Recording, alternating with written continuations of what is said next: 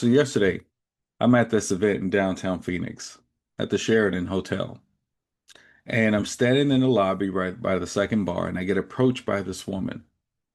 And younger lady, but she heard about my book Already Whole. And she had a question about her ex-boyfriend. She said, Elijah, my ex-boyfriend was so controlling. Like he needed to control every aspect of my life. He needed to control what I wore. He needed to control who I hung out with. He needed to control who I talked to and how long I talked to them for. Like every aspect of my life. Like he had even a tracker on my phone. And it just got to the point where I couldn't take it anymore. It was like he built a box that I had to live in. And whenever I decided or, stepped out of that box, it's like he just threw a fit to put me back in it. And she says, you know, we broke up, but it's like, because I couldn't take it anymore. And I said, okay. She says, can you tell me why he's like that? And I said, I can absolutely tell you why. Because I used to be him. See, when I was 18, I got married to the first girl who said she loved me because I was lost. Growing up, my grandmother was my rock. She was everything to me. She was the glue holding me together. You ever had somebody like that? That one person that you could rely on, that one person that made you feel safe and heard and loved and cared for. That was my grandmother. There were times when my mom and I would be out in Oakland, California, roaming the streets at 2 or 3 o'clock in the morning. We roll into a crack house or a homeless shelter, and I'm like 6, 7 years old. And I would get left in these crazy, dangerous places. And it was always my grandmother that would show up and rescue. And while I was in basic training, she passed away. And that was tough.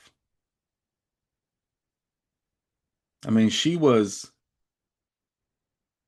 my world. And when she passed, I was lost.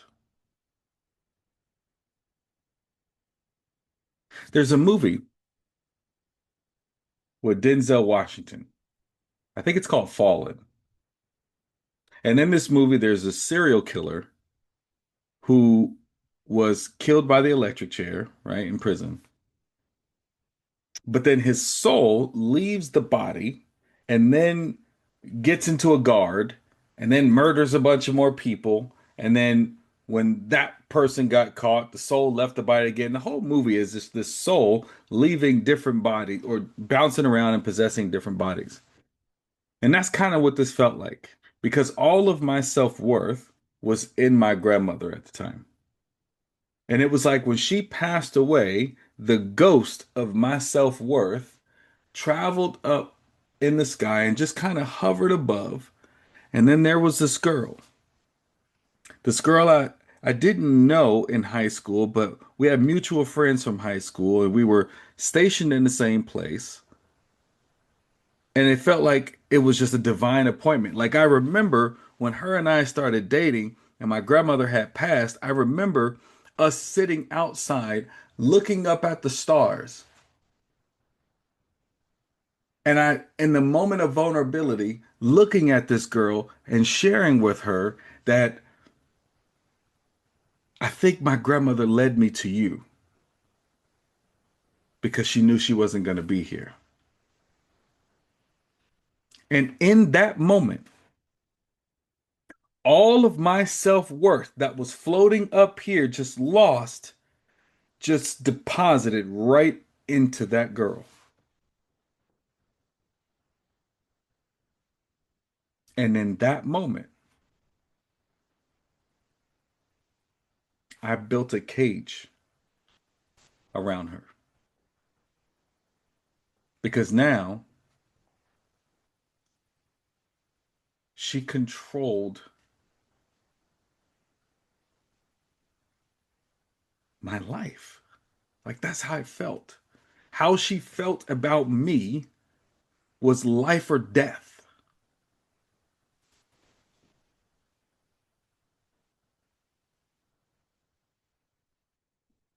And so it got to the point where I became extremely possessive. I needed to know where she was, who she was with at all times. I wasn't evil, I was just emotionally fragile. I'm not proud of any of this. And I'm only sharing this with you because it's true.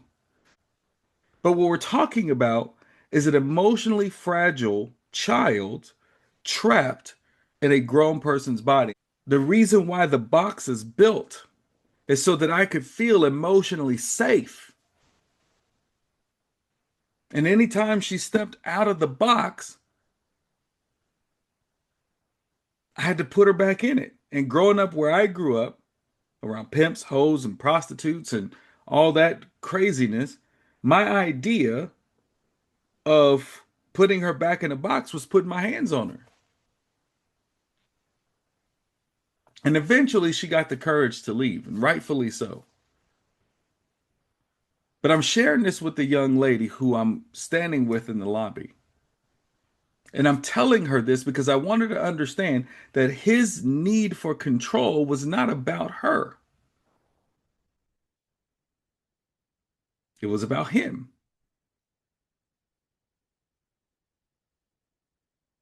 It was about him needing to feel secure because she contained all of his sense of self worth. It was all put into her.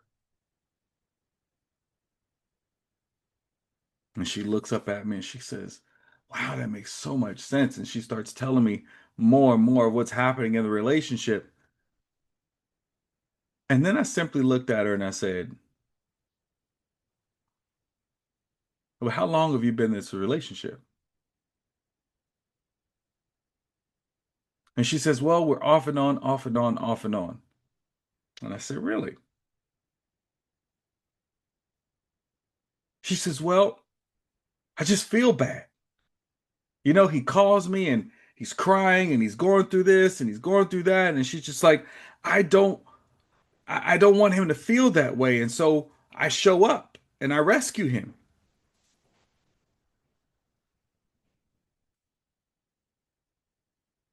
And then it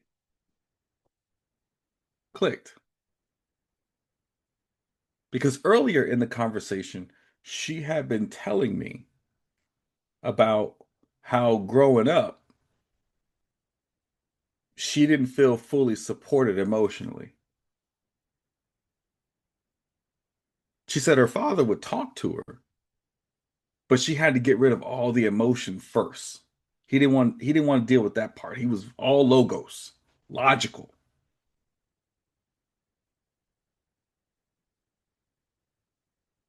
And so I said to her, I looked at her and I said, "You're not showing up for him. You're showing up for you."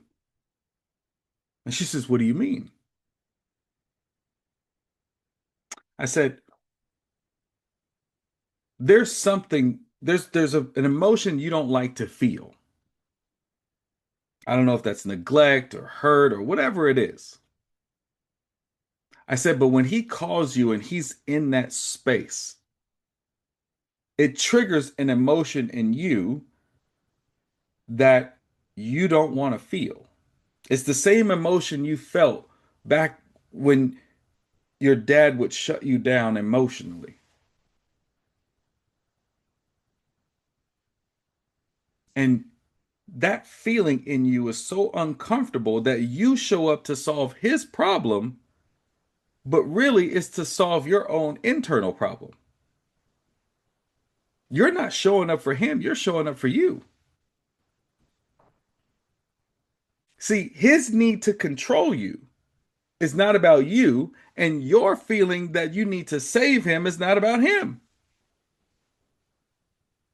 His shit is triggering your shit, and your shit is triggering his shit. You're not trying to save him.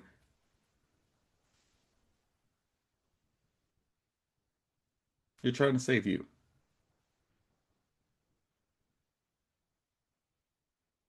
See, you who's watching right now,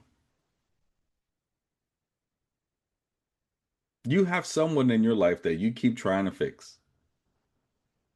You have someone in your life that you keep pouring into, you keep showing up for,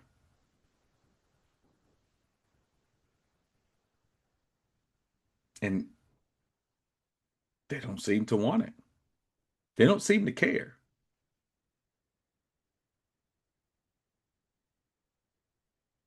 but you still keep showing up. And then there's times where you get frustrated and pissed off because they don't care. And you get mad at them for not caring.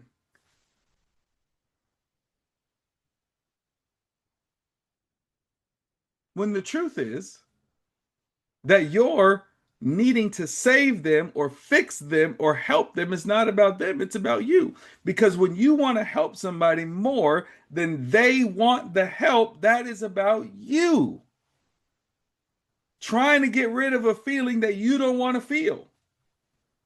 That them being in the position that they're in is triggering.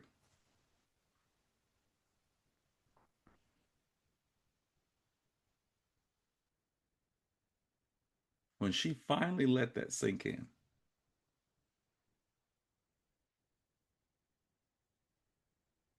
she knew what she had to do. And when you finally let this sink in, you'll know what you'll have to do too.